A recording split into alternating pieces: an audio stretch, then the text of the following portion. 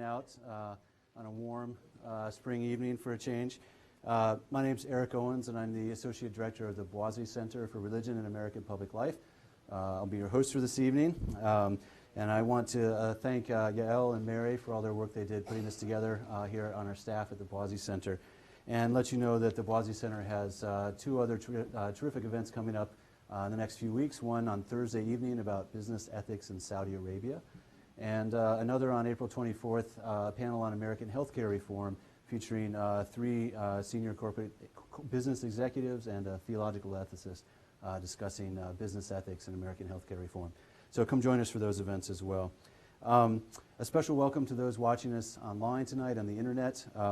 This is broadcast live from our friends at Front Row, and those of you who are sitting on your couches eating peanut butter or chips or whatever, thank you for taking the time to be with us as well. I ask that those in the room silence your cell phones, please, so that we're not disrupted. But you don't have to put them away, because we will be live tweeting this event at #BostonHope, which you see down here as well. So those of you watching from home or across the ocean will be able to tweet about it, and also tweet questions that we can raise to the speaker at the conclusion of his lecture. As is our custom for these, we'll leave time at the end of the lecture for plenty of conversation, and I know that that's a key part of what Professor Krause would like as well. Tonight's event is one of many events, exhibits, and memorials around the city and here at Boston College, memorializing the anniversary of the Boston Marathon bombings. And I'll just mention a couple that I think might be useful. I know that there are many more that I'm not aware of, but I hope that you'll all be a part of this conversation over the next few weeks. Many of you know at Boston College last fall, students and faculty and members of the community planted over 3,500 daffodil bulbs that have started to come up now, timed to arise around this time of year, right before the runners will pass by. And take special mention of those as you walk across campus, and especially along Com Ave. Next week, the sophomore class of presidential scholars at Boston College will launch a new project that they're entitling Strong Month, April 15th to May 15th. And it's designed to help us think about the nature and the source of our real strengths as a community. So you can learn more about that at strongmonth.org. And downtown at the Copley branch, the main branch of the Boston Public Library, there's a new exhibition called Dear Boston, Messages from the Marathon Memorial, running through May 11th. And it features items from the makeshift memorial that took place on the police barricades and then in Copley Square later on. It's a very powerful exhibition, and I encourage you to head down. Obviously, it will be busy on the day of the marathon, but it'll be up for the next month or so. There are many more such events, and I hope that you'll all be a part of them. 1 year ago next week, on April 15th, 2013, 2 bombs exploded at the finish line of the Boston Marathon, killing 3 spectators, including 8-year-old Martin Richard, and injuring nearly 265 others. There was death and destruction, but also an incredible combination of talent, speed, grit, and hospitality that burst forth that day, saving hundreds from what might have been lethal wounds. At the Interfaith Memorial Service, held 3 days later, Governor Deval Patrick implored citizens not to lose touch with our spiritual faith or our civic faith, and to rise and endure, he said, to have accountability without vengeance, vigilance without fear. That very evening, an MIT police officer was killed in a series of events, quickly leading to a full-scale manhunt that shut down public transit and stopped trains in and out of the city. Paramilitary, armored vehicles patrolled Watertown, and the rest of the city was told to shelter in place for an entire day as thousands of law enforcement officials searched the region. The perpetrators were trapped on the night of the 19th, and as we all know, one died in the midst of a shootout, and the other was apprehended and currently awaits trial. Together, these events left an indelible mark on this city, the mark of terrorism, which our speaker this evening knows all too well. It's a complicated legacy that can shape and be shaped in many ways, good and bad. Professor Krause is Assistant Professor of Political Science here at Boston College. His research and writing focuses on international security, Middle East politics, political violence, and national movements. He's conducted extensive fieldwork throughout the Middle East over the past 5 years, and is working on a book about the political effectiveness of national movements, and articles about the impact of education on attitudes about terrorism and counterterrorism. Professor Krause is a research affiliate with the MIT Security Studies program, and he's appeared as an analyst of Middle East politics, political violence, in the Boston Marathon attacks with a number of local and national media outlets. We invited Professor Krause to give this lecture very soon after reading a stirring letter that he wrote to the editor of the BC student newspaper, The Heights, on April 16, 2013. One of the most common ways terrorist attacks backfire, he wrote at the time, is when the communities they aim to frighten respond not with the fear or infighting, but rather with resilience and resolve to strengthen their social bonds beyond what they were before the attack. People often ask me, Professor Krause wrote, what average citizens can do in response to terrorism. Well, here's your answer. Make sure that next year's Boston Marathon has more participants and spectators than any other in history. The people who carried out these attacks must be tracked down and punished by law enforcement, he continues. But we as a society get to decide if the attacks have a broader social impact. We get to decide if we respond to these terrible acts with fear and hatred or with renewed community spirit. Continuing, he says at the end, I hate to run, and I have never run more than 5 miles in my entire life. He might have well have been speaking for me at that point. But I'm running the Boston Marathon next year, he said, and I'm raising money to send to the victims of this tragedy and the first responders who prevented an even greater one. Who is with me, he said as he closed. Well, we're with you, Peter, and we look forward to your talk tonight, which is entitled Terrorism and the Boston Marathon, Fear, Hope, and Resilience.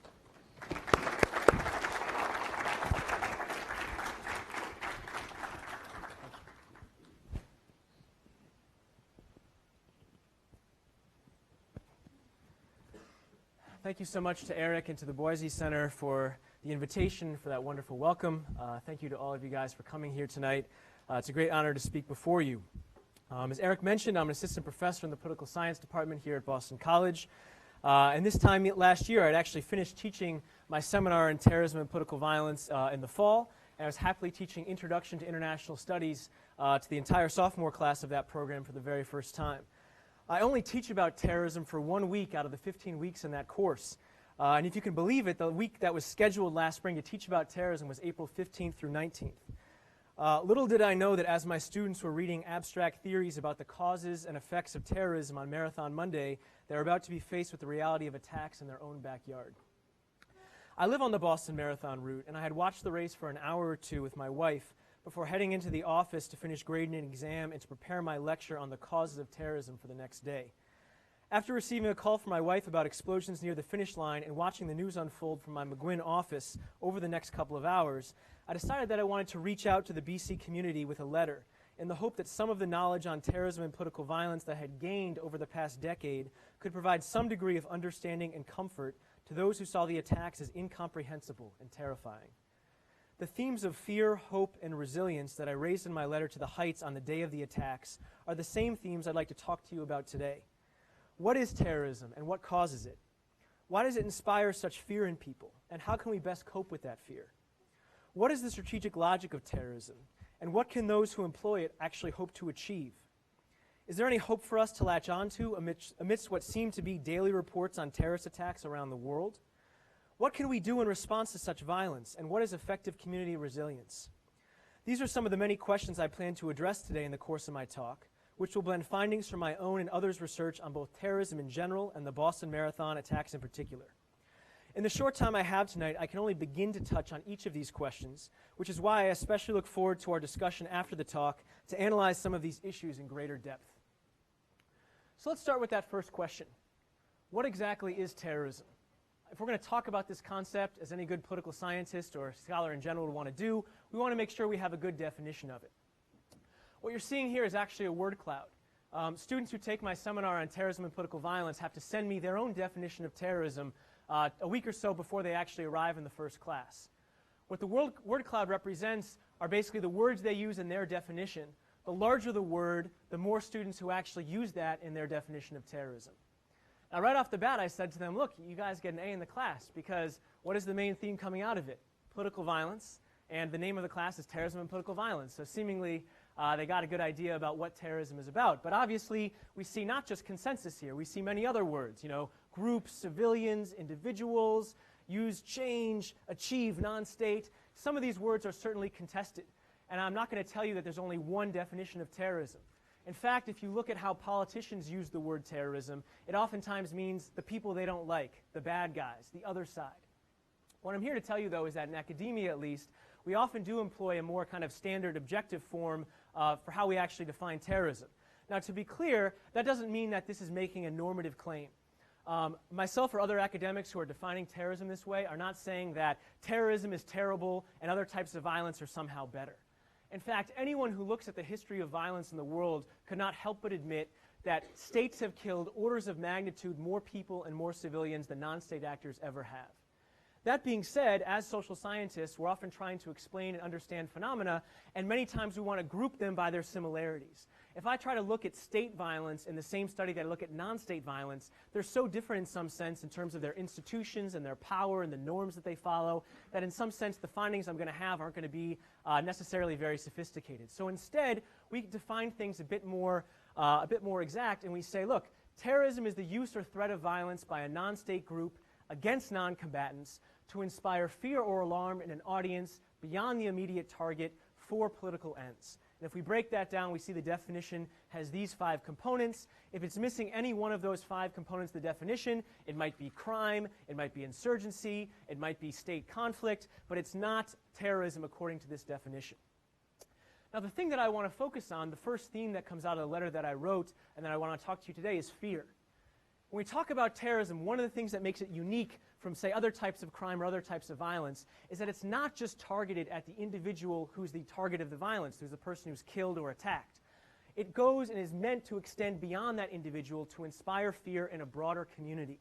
That's one of the main purposes of terrorism. If we look at terrorism and why people are afraid of it, it's very interesting. One of the studies that I'm currently conducting with Professor Leanne Young, who's in the psychology department, is to look at students around the United States, not just at BC but elsewhere, and try to understand how big of a threat they think terrorism is, how fearful they are of a terrorist attack. One of the interesting things is that all of them see it to themselves as at least a medium threat on average, and they see it as a large threat to the United States. This is before they've taken a class on terrorism, by the way. That'll be important later.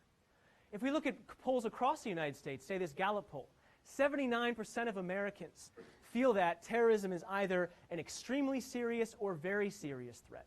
When you combine those two together, that is higher than any of these other issues that we talk about all the time as being major threats to the American way of life, security, etc. The federal debt, unemployment, the environment. Terrorism beats all of them in terms of how Americans perceive threats to themselves and to their nation.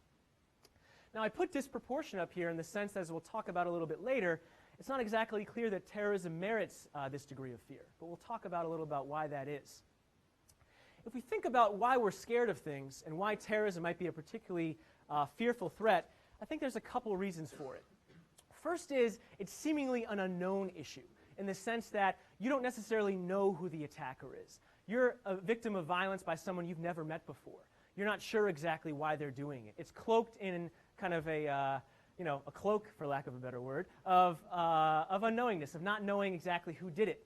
In terms of it being uncontrollable, people often will say, well, I am okay with a risk if I know that I'm the one who's taking that on.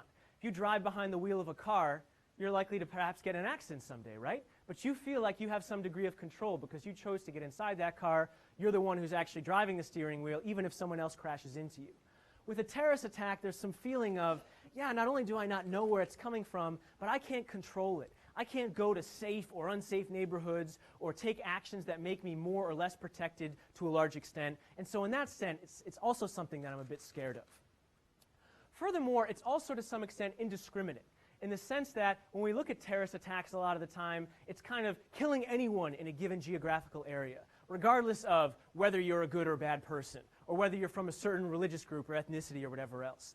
Now, to be clear, a lot of terrorist attacks do target people based on some of these standards. But within a certain idea of someone in this state or someone at this marketplace on that particular day, it's indiscriminate. And so that sense, the idea that, oh, that could have been me. I could have been at the Boston Marathon finish line that day. I could see myself there. That makes it both something that we're more fearful of, as well as an attack that we're oftentimes more identifying with.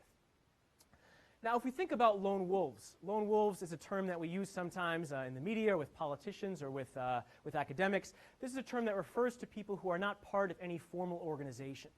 to be clear, the vast majority of terrorist attacks internationally are driven and controlled by organizations. But there are individuals who seemingly spring up, either they're inspired by something they see on the internet or a fight they hear about far away or something that happens to them personally, and they launch an attack even though they don't have any training or any orders from any broader armed organization. If we look at a couple lone wolves here, we've got someone like the Unabomber Ted Kaczynski, Anders Breivik, who launched brutal attacks around Oslo, and Jahar Tsarnaev, again, one of the bombers in the Boston Marathon.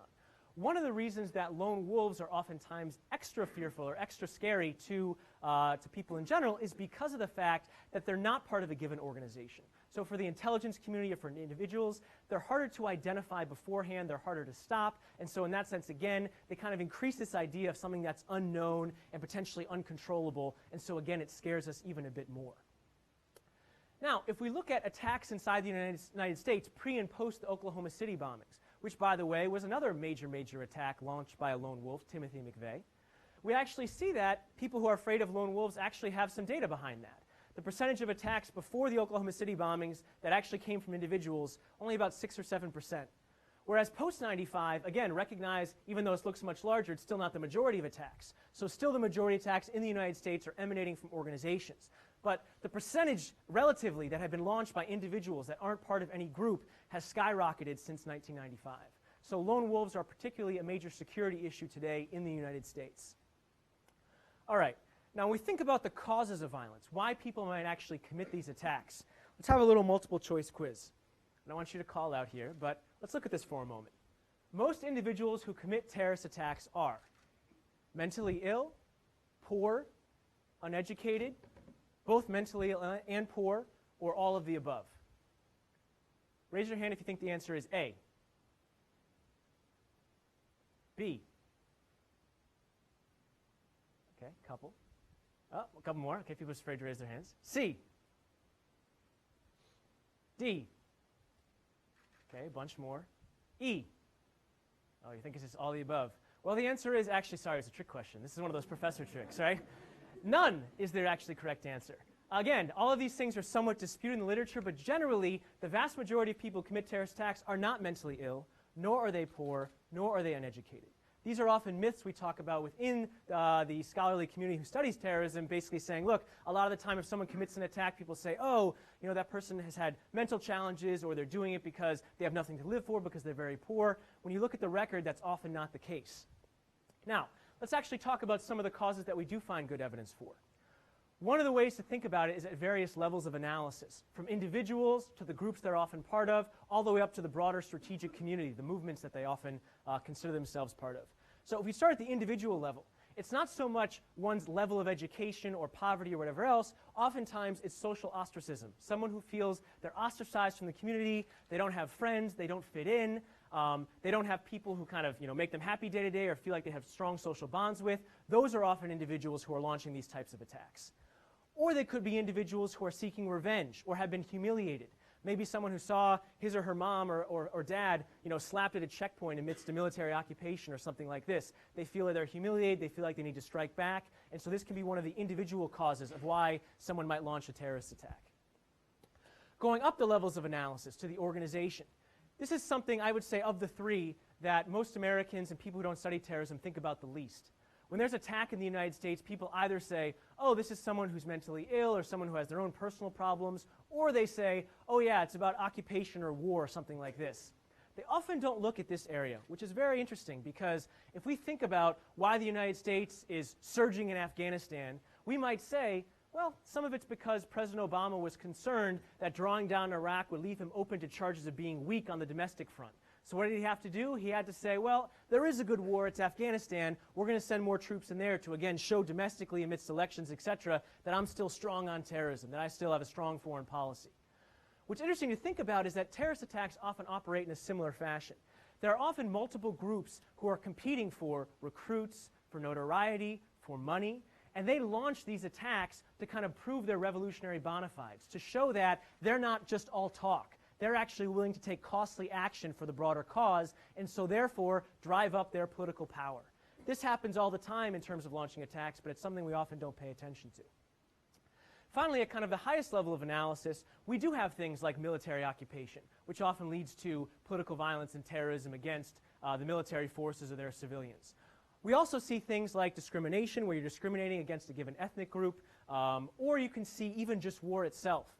If we think about the origins of al-Qaeda, where did al-Qaeda come from?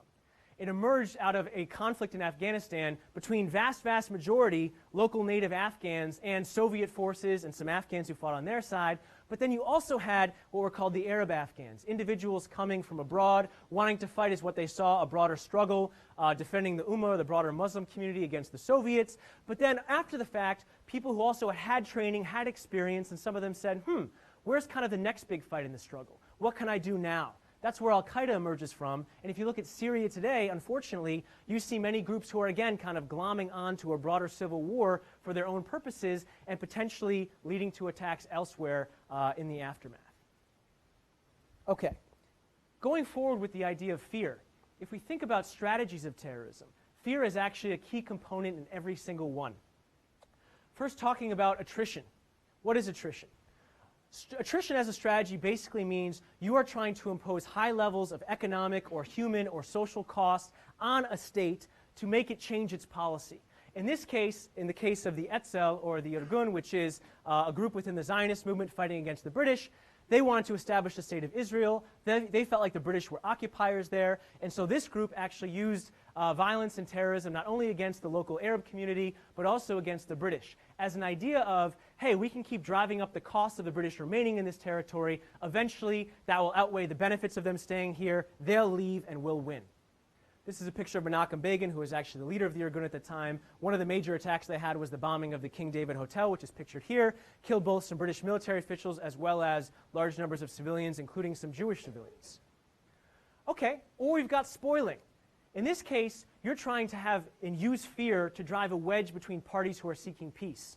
So if we look at the Good Friday agreements, the potential agreement to end much of the violence and the troubles in Northern Ireland between the British and the Irish, between the Catholics and the Protestants, between members of Sinn Féin and people on the Protestant side like the UDA and other political organizations, there were people who didn't want that to happen. There were people who felt like, no, we need to keep fighting until we have a united Ireland, or no, we need to keep fighting and never give in on giving the Catholics more rights within Northern Ireland. And so you had a bombing like this. The real IRA, a splinter from the provisional IRA, launches a bombing in Oman in 1998 to try to spoil the peace, to prevent it from being consummated. And again, the way you do that is this violence drives fear between these individuals. Fear that Jerry Adams and the IRA and Sinn Féin can't actually control this type of violence. Fear with Tony Blair and the British that he's going to look bad domestically if he signs a deal while people are being killed at the same time. Fear is a key part of spoiling. Let's think about outbidding. During the Second Intifada, when you have Palestinian organizations who feel like Israel is occupying their territory and they're trying to establish the state of Palestine. Yes, certainly there was violence that was used to try to drive the Israelis out. But a lot of the use of suicide bombings during this period was also organizations competing with one another. One group is launching a number of attacks, so another group feels like, look, I'm going to lose some popular support here if I don't look like I'm standing up for the cause and fighting against the common enemy, so I'm going to have to launch more attacks in response. Even though they share a common enemy, they also internally compete for power and try to outbid one another in the use of violence. The way fear works here is a group is actually fearful it's going to lose its political position, so therefore it's employing violence to try to maintain or strengthen it. What about intimidation? Sometimes people use terrorism against their quote-unquote own community. The GIA in Algeria in the early 1990s brutally murdered and killed thousands of civilians. Not necessarily because they were fighting for the other side, but because they were worried as a group that these individuals might drop dimes on them or give intelligence information about their whereabouts to the government, or simply because they wanted to let people know that they were a group that was not to be messed with. In this case, they're using fear directly. These are individuals holding up pictures of their husbands or sons or fathers who had been killed by the GIA in Algeria. The idea, again, being, let's try to silence these people and make them a passive or fearful population to allow us to operate and potentially try to bring down the government. Finally, we've got provocation. And again, if we look at the two largest terrorist attacks in American history, one could argue that they both had the strategy of provocation as part of the thinking of the terrorists. Timothy McVeigh, again, the individual who launched the Oklahoma City bombings, his idea was the U.S. government's incredibly oppressive. But what he needs to do is launch an attack to get them to crack down and overreact even more to show the rest of America just how oppressive the U.S. government is, and therefore inspire a potential revolt to overthrow the government. Ultimately unsuccessful, but nonetheless this was part of his thinking. Osama bin Laden, again, had many thoughts behind why to launch the 9/11 attacks. But one of them was potentially to provoke the U.S. to overreact, invade Afghanistan or other parts of the Middle East, and then bleed them economically or in terms of public support and eventually get them to withdraw from the Middle East. Again, not necessarily a successful strategy to this point, but nonetheless part of the thinking. In both cases, provocation plays again on fear. The fear of a targeted and hit population that needs to strike back to show how strong it is. And furthermore, fear of politicians that if they don't do enough, people like you and me are going to vote or push them out of office. Fear, again, motivating the strategy of the people who are using this type of violence. Other negative or detrimental aspects of fear. Maybe you guys have seen either of these pictures before. In the aftermath of the Boston Marathon attacks, this was the cover of the New York Post here on the left. This is fear because here you have a magazine that's trying to identify the people who launched the attacks, but again, potentially using their fear about people's ethnic background or profiling to be able to identify them. As we learned not too long after, these were certainly not the individuals who launched the attacks. And we saw similar things on Reddit and elsewhere where people were trying to identify who launched the bombings, but again, potentially doing significant damage to those individuals and their reputation simply because we're afraid and we need to identify as quickly as we can who the ones are who committed the bombings. This is a picture of Heba Abolaban. She's a Palestinian doctor who's here in the United States. She had done her observation at Charles MGH and now I believe is getting her master's in public health at Northeastern. And a couple of days after the attack, she was walking with her child and one of her friends when some guy came up to her and hit her and basically cursed her out and said, you know, you're a dirty Muslim, you guys are responsible for these attacks, etc., etc. Again, a terrible hate crime driven by fear. Someone's fear of something that they don't really understand very well, but again, leading to incredibly detrimental attacks, both in terms of not being a morally upstanding way of acting, not in line with American values, but even if you're incredibly, racist or ethnic bigot, not strategically intelligent either. As we're going to talk about a little bit later, one of the key aspects of preventing terrorist attacks is having strong community bonds. Actions like this are the exact opposite of that idea. Final thing on fear. One of the other big dangers is what happens as a result of sustained terrorist attacks. This is a map of Baghdad, the western suburbs of Baghdad, from 2003 to 2009. The colors represent ethnic groups. If we see red, that's a predominantly Sunni neighborhood, green a predominantly Shia neighborhood, and orange a mixed neighborhood. If we look back in 2003, right at the dawn of U.S. war in Iraq and around Baghdad, we have large numbers of mixed neighborhoods here in orange, and we also have green and red, predominantly Sunni and Shia neighborhoods pretty interspersed. Over time, as we see the violence ramping up, we see ethnic sorting. To the point now in Baghdad, you basically have Shia communities, Sunni communities, and fewer mixed neighborhoods. This is not only a potential tragedy in the sense of people having to identify, make friends, intermarry along ethnic lines, but also it polarizes the community in a way that makes it much more vulnerable to the appeals of groups who would drive these types of things, like Jabhat al-Nusra or ISIS in Syria, or previously al-Qaeda in Iraq. All right, now let's move aside from fear for a moment. Where is there hope here? What's ironic is I'm going to start talking to you about hope in terms of the effectiveness of terrorism, which is not normally where we would think we would find hope, right? I mean, this is the impact of this stuff. We would think this would be the most fearful, the least hopeful part. But actually, it is hopeful. First, we want to make sure we understand effectiveness across a couple levels of analysis. Tactical effectiveness is actually whether you carry out a given attack. You kill some people, you're able to successfully detonate a bomb, etc. But there's other types of effectiveness. Organizationally, do you actually drive up popular support for you or your organization? Do you get more recruits? Do you get more funding? Do you become more politically powerful? And then finally, strategic effectiveness, where many of us might think about it. Do you actually get political concessions? Does the government give in to you in terms of changing discriminatory laws or ending political occupation? Do these things actually happen? Let's go through each one by one. If we talk about actual tactical effectiveness inside the United States, the number of people killed, these are casualties from 1991 to 2000 in the United States by terrorist attacks, 217. Obviously, 2001, this would be pretty high, close to 3,000 because of the 9/11 attacks.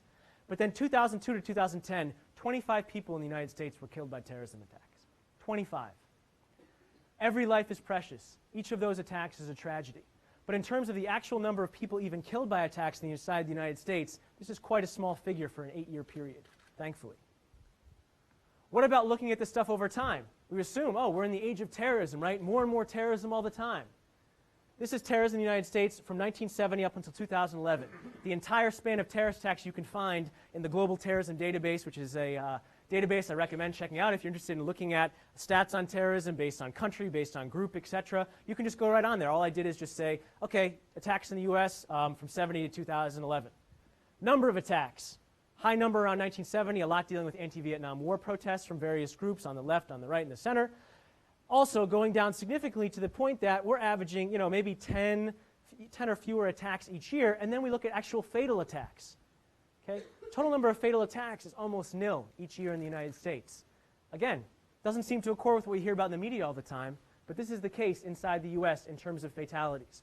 If we look globally, certainly the numbers are higher, but it's not millions of people dead a year. It's a few thousand people dead a year. Again, tragedy, but not nearly on the level of other types of violence. Look more up close, 2001 to 2011. How many people are being killed? Again, going down generally in terms of the number of attacks, number of fatal attacks, many years 0. The highest year, some 5 fatal attacks inside the United States. Let's compare this to some other things that might kill you. Car accidents, right? Pretty much everyone in this room has probably driven a car. 35,000 people killed each year in a car accident. Now, to be clear, you drive every day, right? This is a controllable thing. It's not something you're as afraid about. But compare 35,000 deaths a year to, I don't know, 10, 20, 30 deaths a year for terrorism. It's not even in the same ballpark. Lightning, something that generally I think we would assume is some type of, exogenous random thing, unless we still think, Zeus is hurling thunderbolts down, or, God is somehow striking people who are doing really bad things, which, maybe we think. Nonetheless, kills 55 people per year in the United States.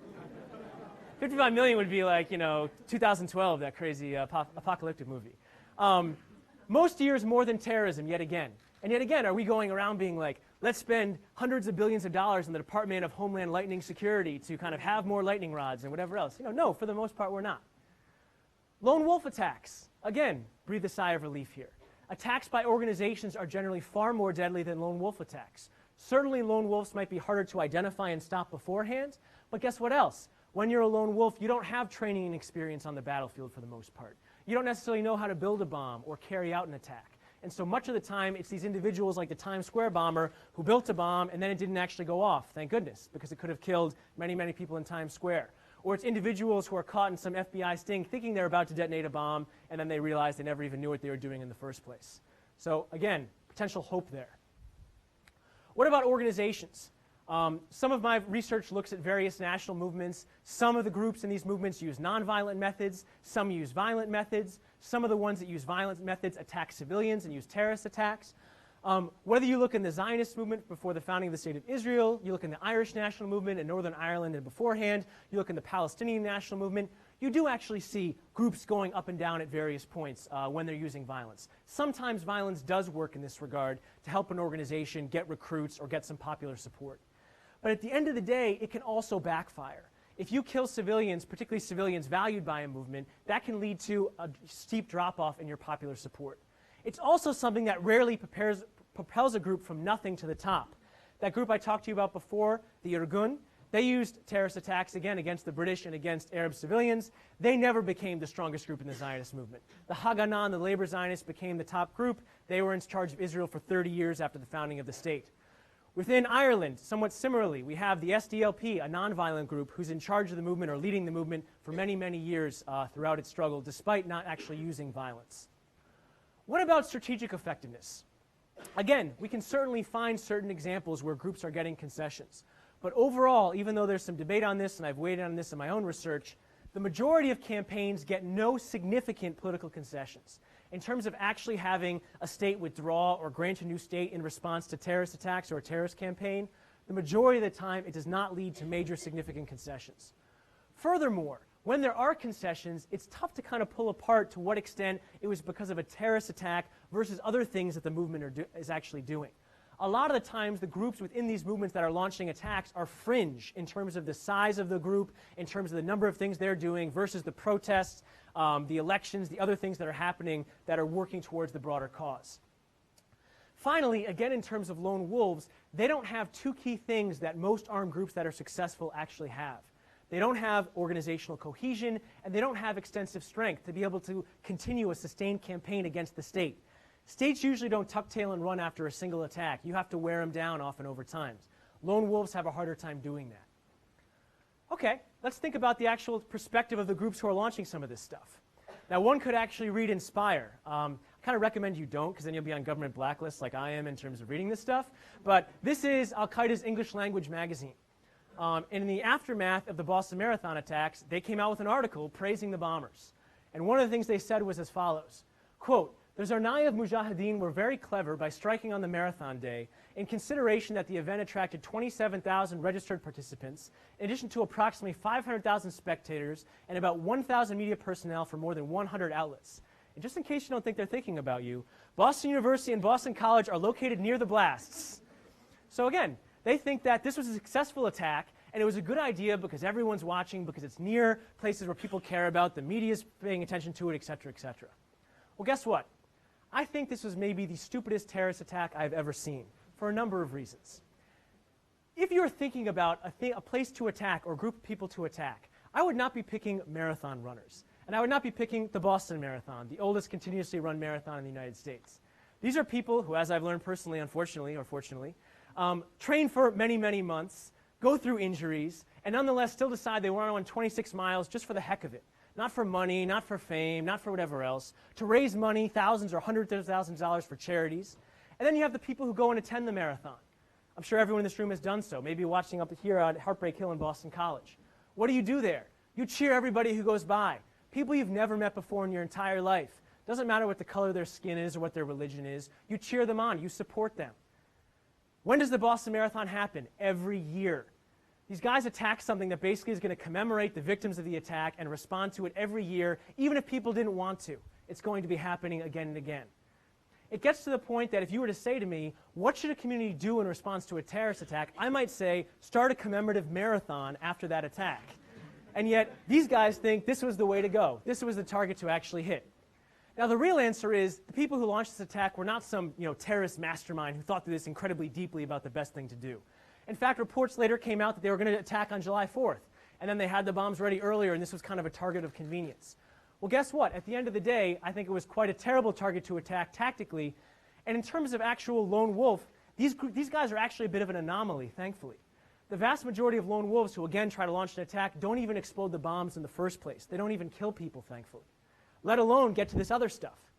There weren't any other groups that claimed this attack that was verified, and there wasn't a massive outpouring of support for these individuals. Furthermore, I haven't seen anything even close to a consideration from the government in Boston, Massachusetts, or in the United States of making any concessions to these guys, let alone if they even offered or suggested any. Furthermore, a lot of the time what can happen with things like Inspire elsewhere is they can confuse quote-unquote tactical victories and strategic defeats. And they keep thinking, oh, we launched another attack, our voice is still out there, we're winning. Whereas they're not necessarily paying attention to these other things. Are you politically becoming any stronger? Are you actually changing or getting any concessions on the ground? That can be one of the most detrimental ways to actually think about your campaign, but thankfully, again, it seems that's the way that some of these groups are actually thinking. Okay, so we've talked about fear, we've talked about hope. How exactly does resilience play into all of this? In terms of what community resilience is, one way to define it is the sustained ability of a community to respond to, withstand, and recover from adverse situations. I would argue that this is the single key factor that's important for what we can do as individuals and as a community to both deter attacks and prevent their negative impacts in the aftermath. If we think about what community resilience actually means and ways to break it down, I think there are three key factors: cohesion, knowledge, and emotion. Let me talk you through a little bit about each of them. First, in terms of cohesion, there's a term that we often use sometimes in sociology or political science called civil society. It's basically the idea of, does your community have social bonds that extend kind of beyond the government? Do you have volunteer organizations and social clubs and faith groups and these types of things that allow you to interact and become close with people in your community in ways that aren't necessarily just instrumental, not just for your own economic interest or political interest? Communities that have this stuff have a whole range of benefits, from better governance to happier, more economically prosperous lives to, I would argue, those that are actually having built-in support networks for when tragedy actually strikes. So this is very, very important, actually having cohesion as a community. In addition to this, I would say it's not just cohesion, it's also knowledge. What do I mean by knowledge? Knowledge of what terrorism actually is, the history and precedents of both the attacks themselves, as well as precedents for how communities and states respond. What are the international or national laws about human rights, about how terrorist suspects are treated, or how victims are dealt with, or how we can potentially impinge on civil liberties? Knowing this stuff is very, very important for being a resilient community that's not just led along the primrose path by the government to doing X, Y, or Z in response to an attack. In terms of my own research, again, I talked to you earlier about how many people were fearful about terrorism before they actually took the class. We've also found statistically significant results that people became much less fearful after having taken a class on terrorism, not just here at Boston College, but at over 15 universities around the country. So knowledge in this case is power. It's power to be less fearful about something that otherwise is going to make you do potentially negative things, or also live your life in a way that's not going to be nearly as positive. It's also going to lead you to be more confident about engaging with your opinions. We also ask people, how confident are you about knowing about terrorism, about engaging with this stuff? People who, again, have knowledge about this, much more confident, potentially being able to engage with government officials, other people in their community. Finally, knowledge is about having clear communication and transparency with the government. This is a big issue, particularly in the United States, where we care about knowing and listening to, the police communications when they're going through the lockdown in Boston. Or we're dealing with the fact that, again, if you go onto YouTube today and you type in Boston Marathon, I mean, it saddens me, but pretty much the whole first page is just conspiracy theories about how the attacks were fake, or it was planned by the government or whatever else. Having knowledge allows you to debunk not only those kind of easily debunked conspiracy theories, but also people who would otherwise try to tell you what the lessons are of these types of attacks. Final point in terms of emotions. I hear this all the time, and academics think about this all the time. We're always trying to study rational people. And rational usually means, let's add up the costs and benefits and let's get emotions out of it. Let's get happiness or hatred or anger or passion to the side, and let's just think rationally as human beings. One of the problems with that is that I actually think emotion in this case can be the biggest source of strength for community resilience, not a source of weakness. As I say here, people talk about revenge being a dish best served cold. I think resilience is a dish best served warm or hot, in the sense of you can use your emotions and channel them to actually have much greater good in terms of building community resilience, building social capital, getting involved in a way that's going to, again, be the both kind of deterrent response and reactive response to an attack. So let's talk about some examples of this within the Boston Marathon. There's a guy named David Diamond who ran his first marathon, first sub-4-hour marathon last year. He's an 18-year veteran of the U.S. Army, has been in the Special Forces, and he had just finished the marathon in 3 hours and 56 minutes and was sitting on the curb kind of exhausted, very excited for the first time he finished in sub-4 hours, and the bombs went off. This was a guy who, again, had had training medically as being part of the U.S. Armed Forces. He wasn't someone who kind of could have just sat there being exhausted from having just run a marathon, or someone who could have kind of run away from the explosions. He ran right towards them. He helped to resuscitate people who were hit in the attacks, and then he busted into the marathon sports that was right there, grabbed clothes and other things that could be used as tourniquets, and then distributed them to first responders who were there at the scene of the attacks. This is the type of person who shows me we have a resilient Boston community. If you look at the volunteers for this year, there are 10,000 volunteers for the Boston Marathon in 2014, and they had to turn away 5,000 more people who wanted to volunteer their time for this race. We think about other individuals, and there's hundreds of them, but someone that maybe we all know, Brittany Loring, someone who got her law degree here at BC, suffered brain damage in the attacks. Only months after, they held a 5K in her honor, and she was able to walk through much of it. And to this day, she went and got married, got her law degree, and is now working in Boston as if things never came the way that they did to her. This is resilience personified to me. You might have seen this story come up on the news in the past couple of days. This is Adrienne Haslett Davis. She actually lost her leg in the marathon, and she was a dancer. She pledged that she was going to dance again sometime in the next year before the next marathon. And at a TED Talk in Vancouver just a week or two ago, she did. This is a picture of her dancing after she danced a rumba, less than a year after her leg had been blown off. What's incredibly interesting even beyond that is she's dancing with a prosthetic bionic limb that was designed by an MIT researcher, Hugh Herr, himself a double amputee, who's doing cutting-edge research in prosthetic limbs. Again, to me, this is community cohesion at its finest and response to, again, dreadful tragedy. If we think about actual cohesion in terms of what we can do, we might look at this and say, Brittany Loring, David Diamond, Adrienne, these are incredibly impressive people, but, I'm just a student or I'm just a professor, what contribution can I make to community resilience here. And I would say a couple of things. There's a lot of things you can do. First and foremost, there's the Campus School Bandit Run Marathon this Sunday.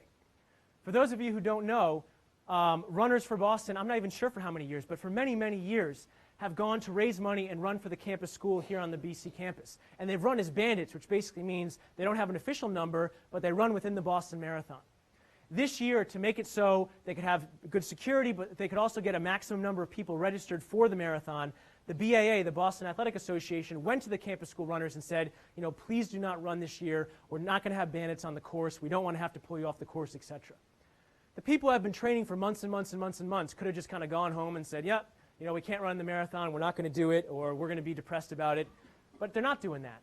This Sunday, they're going to run the full course, the full marathon course, by BC, etc. And I'm going to be out there cheering them on, and I hope you guys come as well. What else can you do? You can run and attend events that deal with some of the things that we talked about before, some of the hate crimes that came after the Boston attacks. There was a group here at BC that had a panel on Islamophobia, on Islam and political violence in the days after the marathon attacks. Running and attending these events and trying to strengthen community bonds, particularly with marginalized communities or communities that might be seen through a potential accusatory eye in the aftermath of an attack, that helps the cause. That helps community resilience. A lot of what we can do are things that we already do. If we think about something like the Boston Marathon attacks, thankfully the community that we live in, that's not the norm, that's the anomaly. So when we think about the things we should do, we shouldn't think, oh, things are terrible, let's change everything. We should make sure we recognize all the good things we're already doing. Perhaps the single thing that I am the most impressed about since I joined the Boston College community just a year and a half ago is how many people here give their time and their effort into service. I come from a high school where a lot of people at my public school worked very hard and tried to get great grades, but a lot of the time I felt like if people volunteered and they didn't do it that much, it was trying to kind of be something to build up their resume. Here at BC, I just see the total opposite. Every time I meet with a student who's taking 5 classes and doing a thesis or whatever else, he or she is part of Pulse, or part of For Boston, or part of one of these organizations that builds community resilience and builds social capital in the Boston community. Those of you who are doing that stuff, keep doing it. You're already making a huge contribution to deal with this issue. What about in terms of knowledge? You guys have a great opportunity here being students at Boston College. BC offers outstanding courses in so many areas that are relevant to this stuff. You can take terrorism classes with Professor Gallagher, Professor Borg. You can take classes on U.S. foreign policy, Professor Crawford, Professor Jacobs. You can take classes on Middle East politics, Professor Sajdi or Bailey or Banu Azizi, civil liberties with Professor Kirsch. There are so many opportunities here to improve your knowledge on these things. So if and when you ultimately decide, I'm going to engage in policy debates, or guess what, I'm going to become a policymaker, I'm going to run for office, I'm going to become part of the State Department, you're going to have a solid knowledge base from which to operate. Beyond that, everyone should be thinking about this stuff. We were probably all here, unless we're freshmen, even if we were there, we might have been living in the area, when Boston went on lockdown. And we had house-to-house searches. And we dealt with a lot of things in the aftermath of this. You don't have to agree with everything that happened. In fact, it's okay if you don't. That's the great thing about being in a democracy. But you should think long and hard about what policies were followed. Is this a precedent we want to set? Is this the way we want to act going forward? And hopefully you can then engage at BC or beyond in terms of these debates, because I guarantee you this stuff's not going to go away. We're going to have cameras on the streets maybe. Maybe we're going to have drones. Maybe we're going to have lockdown like this whenever there's an attack, or maybe not. This is something we get to decide, and you should be a part of that discussion. Final thing we can do in terms of knowledge, just another example. In my classes, I asked my students to raise their hand if they knew the names of the attackers of the Boston Marathon, and almost everyone raised their hand. And then I asked, how many of you guys know the name of the people who were killed in the Boston Marathon? And almost no one raised their hand. If we're going to change channeling our emotions so it's not just hatred and anger, but it's positive emotions and remembering and commemorating the people who are hurt, we need to learn about these people. This is Martin Richard and Crystal Campbell. They were both killed in the initial bombings on the day of the marathon. This is Lu Lingzi, a foreign student who was here studying in the United States, also killed in the marathon, and Sean Collier, the MIT police officer, who I'd seen around campus actually a couple times when I was back at MIT, who was killed a couple days after the marathon. If you want to see a list, and again, I'll make this PowerPoint slide public, you can see a list of the other, as Professor Owens mentioned, over 260 victims who were wounded in these attacks. Learn these people, learn who they are. Beyond that, if we're thinking about emotions, again, don't just think about them as negative things or things that we need to get rid of. As I say to myself, we're often told to put our emotions aside, to think clearly and rationally and not let passions get in the way. I believe, and there's actually good research to support this, that you and I should use emotion to help us take that extra step that the calm, rational you or I may not have done. To sign up to volunteer or run for the campus school or to go cheer those people on Sunday. To attend the panel on political violence. To reach out to someone from a different background. To take that class on a topic you know nothing about. To write a letter to those you care about telling them how much they mean to you. I don't have a better personal test of this than on the day of the marathon. As I sat with my wife watching the runners go by around 1 p.m., she literally asked me, "Would you ever want to run the Boston Marathon?" My response, "Not in a million years. I respect those who do, but running 26.2 miles is just not for me." 3 hours later, in the midst of intense anger, sadness, and awe, as a result of the attacks, the victims, and the courageous response of the first responders, I pledged to run the Boston Marathon for the first time and tried to inspire others to do the same.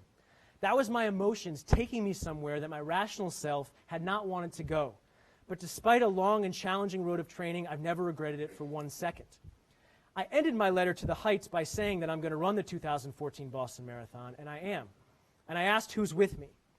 Now that we have some understanding of the causes, dynamics, and effects of terrorism and the importance of community resilience, and we look at all of these amazing people in the BC community and beyond making a difference, I ask, who's with them?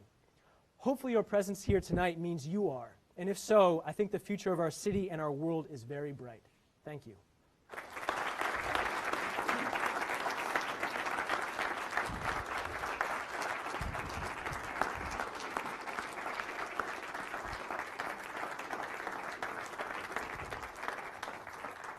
We have time for some questions, and I'm going to let Professor Kraus just make the call from the floor here. Sounds great. Please. Yes.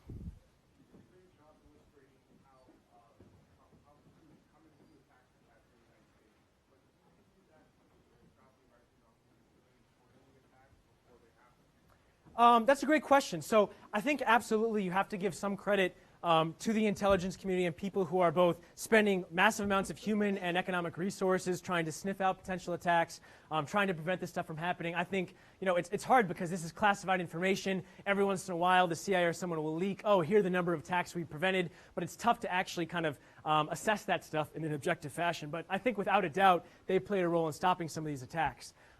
However, though, I'll also say, when we look before 9/11 or before the Oklahoma City bombings, it's not like we were being killed thousands and thousands of people all the time.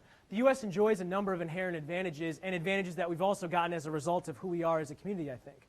One is we nicely have these two moats to either side of us, the Atlantic and Pacific Ocean, which are not important just for preventing potential international terrorist attacks, but also international conflict in general. It's one of the biggest advantages we've had geographically as a nation. But also I do think, look, if you look at things like democracy and human rights and values that the U.S. supports, certainly domestically and then to varying degrees internationally, and you look at Pew or other world public opinion polls, you see support for this stuff across the board. It's one of the reasons that when politicians say things like, the U.S. is getting attacked because of its values or things along these lines, I'm not sure if that's necessarily the case. I think a lot of the times people abroad share a lot of these values about democracy being a great form of government, to some extent about liberal values about democracy. I think a lot of the time when there's anger at the U.S., it has more to do with U.S. foreign policy or other issues. Again, doesn't mean because there's anger we should necessarily change those policies. But I think to some extent that's where a lot of the anger comes from. But I do think ultimately U.S. and the things they've done post 9/11, they certainly spent a lot of money on it and put a lot of effort into it, but I think it definitely has had an impact in driving down the number of attacks and number of fatalities. Yes? Oh, I'm sorry. From now on I will repeat the question so we can know for people there at home. But please try to speak up too. Yes?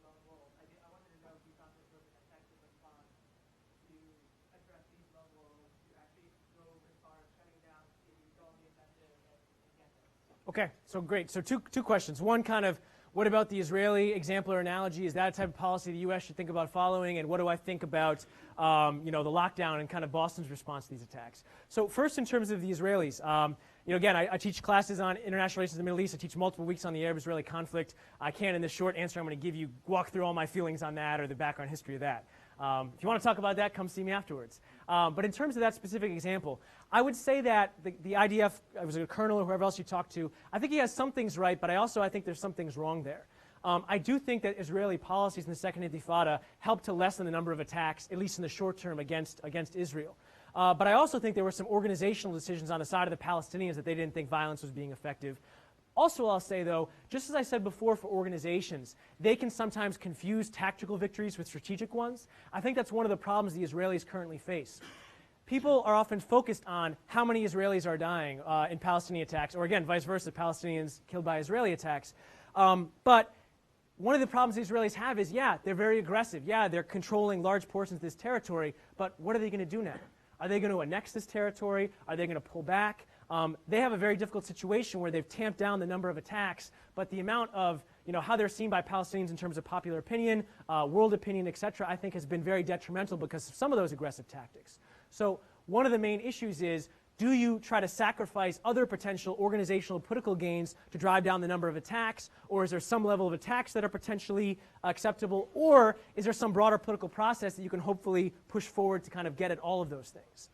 In terms of the the Boston response in terms of the lockdown, I do think it was effective in the following sense. Some people correctly note, guess what? They captured Jahar right after they stopped the lockdown. So maybe the lockdown was ineffective.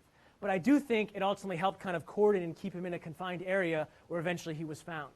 I do think it was something that was effective, and I think the community response afterwards, there were definitely some people who were saying, oh, this had economic costs, oh, this is a potential precedent for state power, which is dangerous. But overall, I saw many BC students and elsewhere out there cheering the police and being very happy. They felt safer. They felt like this had been effective. I would get very concerned if something like this happens on a yearly basis, or even a multi-yearly basis. Then it would be something where I'm not sure if that's the best type of response if the costs outweigh the benefits. Thankfully, to this point, as I said, it's pretty much an anomaly. It's not something we've had before. Hopefully something we won't have again. If we do again and again, I think we should revisit that question. But for now, I do think it was an effective response in the aftermath of this unprecedented attack. Yes? You've done a lot of research on the Middle East. Yes. And there's such a debate left and right on proper U.S. response to in Syria, Libya, Yemen. Yeah. What is your view of that? Making it too political? So you have to narrow it down for me a bit. The question was, what is my view of U.S. foreign policy in the Middle East? Right, and how it affects terrorism. Oh, great question. Okay. So here's the deal. If we were to go look at the global terrorism database and the number of attacks, we would see two countries in particular having the vast majority of attacks in the 2000s. What countries do we think those would be? Iraq and Afghanistan, okay? So that happens to be places where the United States is there with large numbers of armed forces, et cetera, et cetera. Now, does that mean that the U.S. caused those terrorist attacks and doing those invasions was a bad idea? I don't think that's necessarily true. In fact, I think Afghanistan is a war I definitely supported and still think was a good idea initially the way that we did it. In terms of it inspiring terrorist attacks, though, I do think that when you have a military force that some people see as being foreign and potentially occupying a given piece of territory, running the government, et cetera, not speaking the language or not knowing the customs, it's going to lead to some inherent tension there, particularly when you can't necessarily intervene in a quote-unquote impartial way. You're naturally going to be backing one side versus the other. And we did that in Afghanistan. We did that in Iraq. We backed the Northern Alliance against the Taliban. We backed, Maliki or some other previous Iraqi leaders against, Saddam and his people. So in that sense, the U.S. being involved in some of these countries is inherently going to drive up some of this type of violence. The broader and the more million-dollar question is, what happens in the aftermath? Does this lead to more hatred or anger or violence against the U.S. now or 5 or 10 years from now? Do you create groups like Al-Qaeda or like ISIS now in Syria who potentially are going to take the training and the experience they have in these conflicts and then decide where's the next fight? Now we're going to go at the far enemy, the United States, or potentially our allies in the region, the Saudis or whoever else. I think that in the short term, tactically, the answer is aggressive U.S. intervention does drive up these attacks. I think that that's inescapable. The question, though, is that shouldn't be the only determination. There's obviously other benefits. The reasons that the U.S. intervenes in a country a lot of the time is try to provide stability, potentially, then this is a very mixed record, but potentially try to promote democracy in some fashion. Again, we saw how hard that is often to do, but sometimes the U.S. has done it. If you do those types of things, there is research that can show that can lead to eventually people in the country becoming more prosperous, more stable, potentially more attacks emanating from it. But that is a kind of long-term process that often doesn't go the way that you want to. So the question is, do you want to pay the short-term tactical cost of potentially more attacks then, try to get the longer-term cost of helping nudge these societies in a way that's going to become potentially more stable, democratic, prosperous, etc.? Some people think that's a good idea, others don't. I think that the key distinction is, do you think U.S. intervention ultimately is a force for good or not so good in terms of making these countries more stable, democratic, etc. We look at Germany, Japan, some of these ones that are often trotted out as positive interventions. We see some good potential outcomes of that. These are two of our strongest allies today. You look at U.S. attempts to state build in Iraq and Afghanistan. I don't know if they're the best examples of things that have gone well in any way. So I think it depends on what the case is. It's not something I can say an overall yes or no. It depends on the specifics. But I think that those are the type of considerations you want to think about. Yes? Oh, sorry. I could. Okay, well, here and then we'll go to Eric. What would you prescribe to Ukraine-Russian border? Okay. So now we're going a bit outside my geographic expertise, but I will say, I do study international relations, international security. So do you mean what I prescribe in terms of for the people of Ukraine or for U.S. foreign policy or what issue? Okay. Yeah, so I think that what's going on in the Ukraine right now is to some extent a story we've seen before where you have a disputed territory. Obviously, the Crimea was an area that was given by Khrushchev from Russia to the Ukraine when it was under the Soviet Union. The Russians see it as a part of their country that has majority ethnic Russians. The Ukrainians see it as historically part of their country, certainly part of their country officially for many decades now. Then you also have ethnically Russian populations, the eastern part of Ukraine that are potentially threatening to join Russia, et cetera, et cetera. So the question is, what do I prescribe should be done there? What might happen there? I think a couple of things. In terms of just the Ukrainian people themselves, as I say here with national movements, they're more or less successful depending on how cohesive they are, if they have a hegemon, if they kind of have strong leadership. One of the problems I see for the current Ukrainian government, kind of the Western Ukrainian government, the one in Kiev, is that they agreed very strongly. They didn't necessarily want the previous kind of pro-Russian president in there. But I haven't necessarily seen kind of a clear consensus about what they do want or how they are going to go about carrying this stuff out, either in terms of ordering their military to stay in the Crimea or not, or how they're going to deal with protests, et cetera, et cetera. So if they want to do better and hold on to the rest of their country, I think they need to unite somehow behind some type of strong consensus and a strong leader. In terms of U.S. foreign policy, it's a dicey issue. As people know who are in my international studies classes, we talk about precedent for this stuff. Guess what? You can find tons of examples where the U.S. supported some part of a sovereign state voting to have independence and then pulling off, and the U.S. supports it as a new state, and the Russians protesting. And now you can find the exact opposite scenario, where the Crimea had a referendum, overwhelmingly went for Russia. Now, to be clear, Russian troops are stationed there. There could be some intimidation there, but even without that being the case, I would bet they probably still would have voted to join Russia. And yet now the Russians are saying, this is something that we support independence, we support self-determination, and the U.S. and the EU and other countries are saying, no, you can't do that. So in terms of legal precedent or international norms, I think that countries play that stuff one way or the other based on their self-interest. Whether it's in the U.S. interest to get involved, I don't think it's in U.S. interest to send troops there. I do think it's in U.S. interest to back its NATO allies, to back the EU. Now, to be clear, Ukraine's not part of NATO, but one of the things that was talked about is that it's on track to potentially become part of NATO. I actually think in many ways that's the source of this whole issue, is that the U.S., again, somewhat naively, I think, has kind of felt, we're just going to keep building NATO again and again into Eastern Europe, right against Russia's border, through the whole old Warsaw Pact, and there's not going to be any problem. The Russians obviously take exception to that. Now, if the U.S. wants to do that and pay the cost of it, that's fine. But I think we've done this in a somewhat naive way of thinking that the Russians aren't going to strike back, and now we're seeing the result of that, and we need to deal with it. So I think just as the Ukrainian people and their leadership needs to make a decision here, the U.S. also has to decide. Are we going to keep putting NATO right abutting Russia's borders, or are we going to kind of say, look, Ukraine's going to be neutral, we want it to be independent, we don't want the Russians running it, but we're also not trying to make it anti-Russian and hold sway there. That, to me, seems like the best future for the Ukrainian people, but given how things have gone, I'm not sure if we can get there. Yes? Oh, sorry. Okay, yes, Brooke. Thank you, Professor Krauss. I actually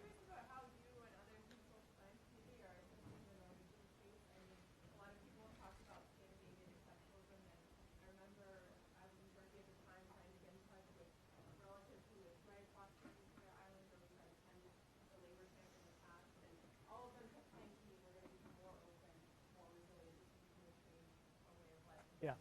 How does that fit into this paradigm of studying terrorism? Because it's different in this case, but at the same time, I think there's a lot that can be learned.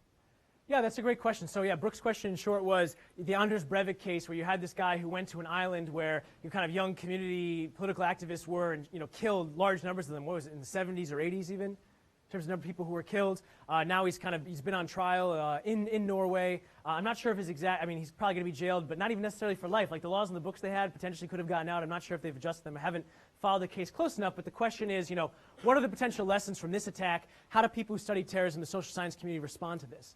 When you have kind of a true kind of lone wolf like this guy, it's pretty clear he wasn't part of any broader organization that's going to launch some broader campaign in Norway. I think that even more so, community resilience becomes a key part of it. Because if you're dealing with an Al-Qaeda, or you're dealing with the IRA, or FARC in Colombia, or whatever else, you both have to be resilient as a community to withstand attacks and have strong social bonds amongst individuals, but you also have to have the government being involved to deter attacks, to potentially go and find these people, to use intelligence services, etc. In the case of Norway, again, to the extent that there aren't any other people out there who are inspired by him or going to do the same thing, I don't think the intelligence and the government role is as important. I think it is much more on the individuals. And so I think that to the extent that that's what they're saying they're going to do, that's the exact right answer. It's just a small thing, but man, I don't know if you saw the schematic for the memorial they're going to have for that attack, but it's one of the most beautiful things I've ever seen. They basically are chopping out a whole portion of the island. So the island just has these two straight cleaves through it with water going through, the idea being that the people's lives who are there are interrupted, and it's going to be kind of a memorial for them on that island. And again, that's not everything, but to me it seems like a community who's both going to do the right thing of clearly memorializing the victims, trying to become stronger as a community to prevent this type of stuff, but then also not radically changing their way of lives and the values that they have in response to what, to this point, thankfully has been a single anomalous attack. Yes?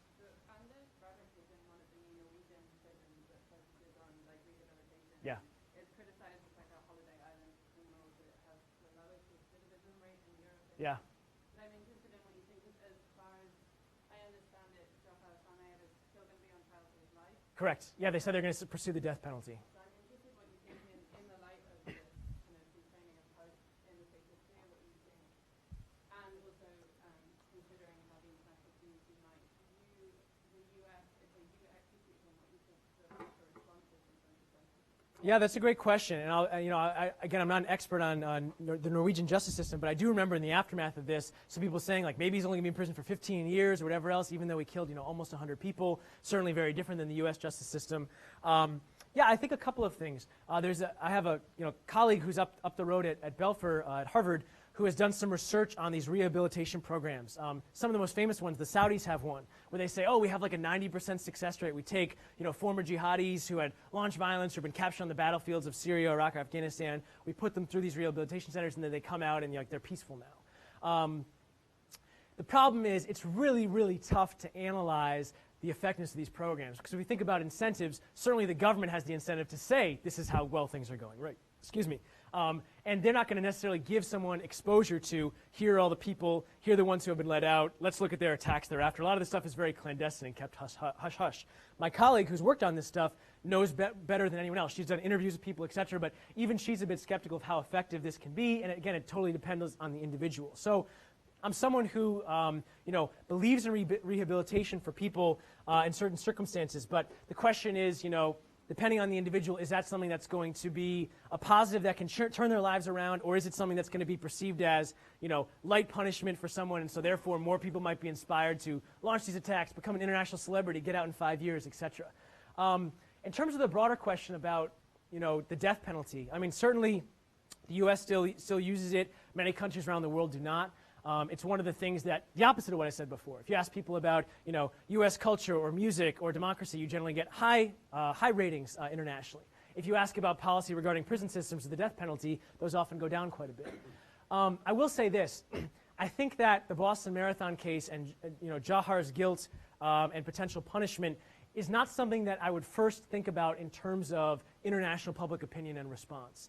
It's something I would think about handling one way or the other, but it wouldn't be kind of the main reason that I would or would not pursue the death penalty. I would make that distinction based on kind of my own and the community values, both in Boston, in Massachusetts, in the United States, and I would kind of hash it out that way, and then to the extent that it led to positive support, maybe if it was not the death penalty, or negative backlash if it was, I would kind of deal with that. But ultimately, even though I'm an IR person and I pay a lot of attention to international public opinion, I wouldn't think it should drive it here. Yes? How would you compare and contrast these terrorist attacks that have been so prominent recently in our country to other kind of like mass shooting, not necessarily terrorist? Yep. Yeah, that's a great question. That's something we do talk about in my terrorism class, because again, if you just kind of take away maybe like the political objective, everything else about the definition, many of the causes are kind of like ping, ping, ping, they all line up. And certainly an argument has been made, it is tragic that hundreds of people were injured in this and 4 people were killed here, right? But some commentators will say, but thousands of people die in shootings every year in the US, and we don't necessarily have the same symposia about that or about a mass shooting that we do about a terrorist attack. And I've laid out some of the reasons that might be, right? We're more fearful of terrorism, it's more uncontrollable, it's more unknowable, we feel like we can identify with them, maybe more than some people who were killed in a homicide, I don't know. But how does it match up? I think some of the causes are the same. Some of the things in terms of social ostracism or potentially revenge or humiliation, to me those tick off a lot of the things when you see these mass shooters. There seem to be a lot of similarities there. I think where you get some of the differences is when you get to kind of the organizational strategic level, you don't necessarily see mass shootings as a result of groups competing for notoriety. You don't necessarily see them as a result of kind of occupation or war in the same fashion. So I think where you see similarities are at that individual level, why someone might get involved with this stuff. And that's why in the field of political science and criminology and sociology, you see people who study that, and they don't necessarily do it as terrorism, non-terrorism. It's kind of like someone who gets involved in violence or not, and they find a lot of similarities there. Yes? Thank you very much for speaking. That is very insightful. But my question has to do with the recent string of attacks in China. For Yes. example, the mass stabbings in Women. Yes. Quite a few months ago. And I was wondering how, these unfolding resilience fit into like the state controlled government such as China, and how the people might react differently in our time with the government shut down a lot of the bloggers and a lot of the Yep.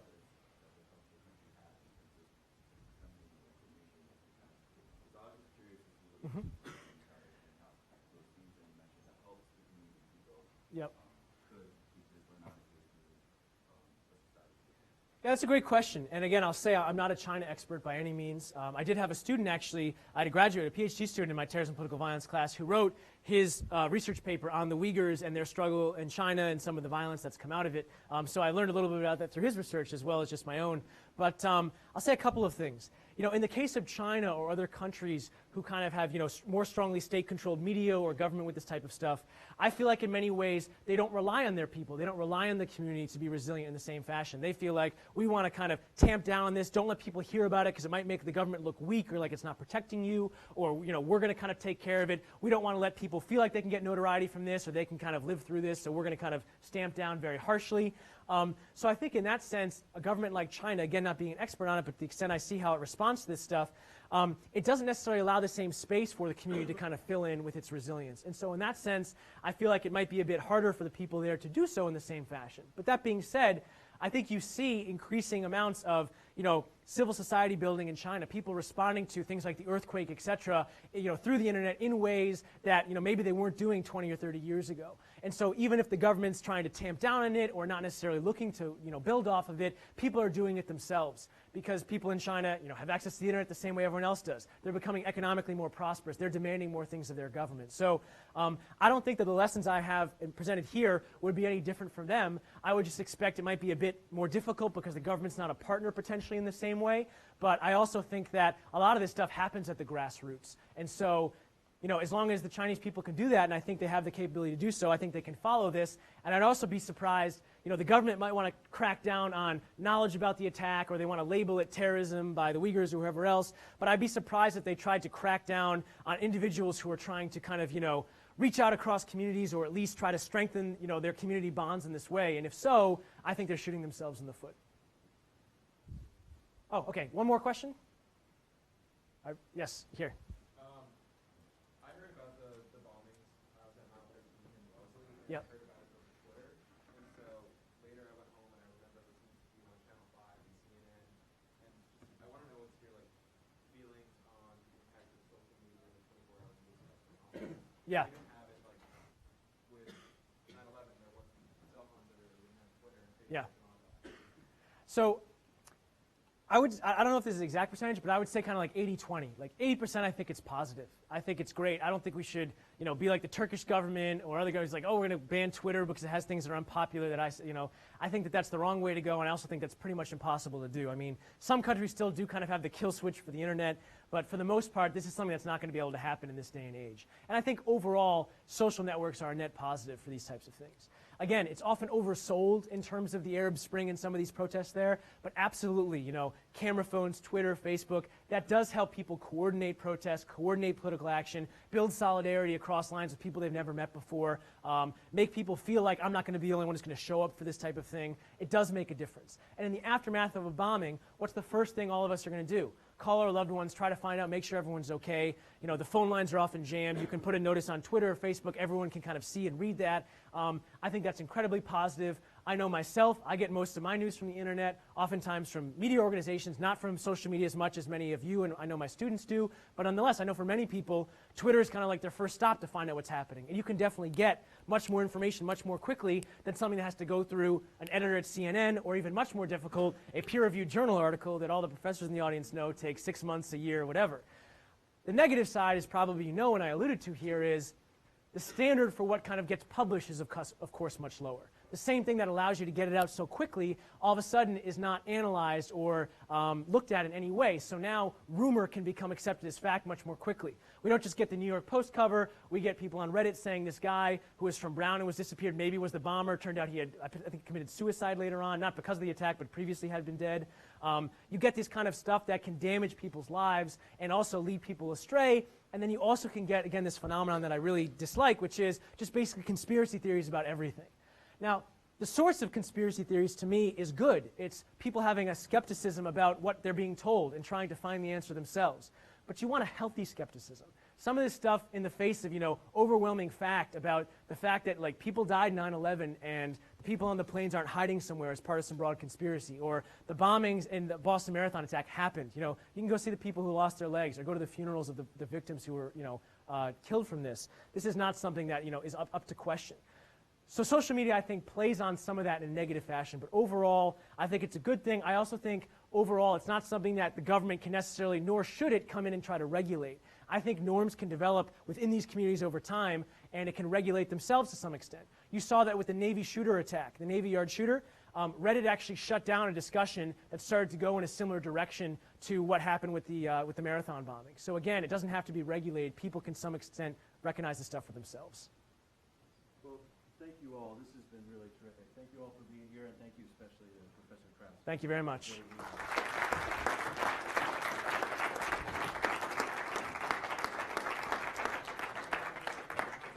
All right. But I don't know how live the mic is. Just in case I start swearing. That's right. I'll take it. I'll give it to them.